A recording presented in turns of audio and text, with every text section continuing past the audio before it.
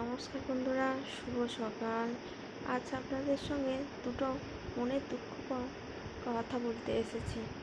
শুনেছি আনন্দ ভাগ করে নিলে বাড়ে, আর দুঃখ কারোর কাছে বললে কমে। তো আমি তো আমার নিজের আশেপাশে তো আমি বলতে পারবো না, তাই এই চ্যানেলেই বলছি। কারণ চ্যানেল থেকে যা রিয়েকশান আসবে সেটা তো আর খারাপ কিছু আসবে না, সবাই আমার ভালো উপদেশ দেবে। যদি ভুল কিছু বলে থাকি আমার সংশোধন করে দেবেন। তো দেখুন, কয়েকদিন ধরে আমার স্বামীর সঙ্গে ভীষণ অশান্তি হচ্ছে।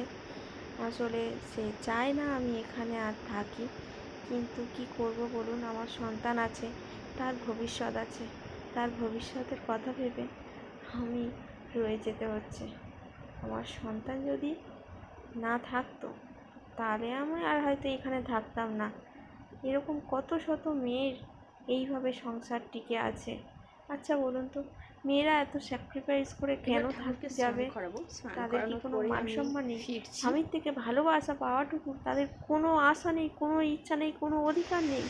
এটা কেন হতে পারে? এটা কেমন করে মেয়েদের তৈরি করেছেন ভগবান, আমি সেটাই বুঝতে পারি না। আমার যদি ভুল হয়ে থাকে আপনারা কিন্তু ক্ষমা করে দেবেন।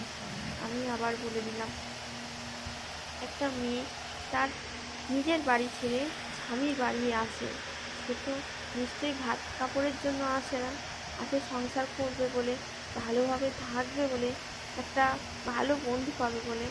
কিন্তু তা তো আর পায় না, উল্টে তার সব ইচ্ছেগুলো জলাঞ্জলি দিতে হয়।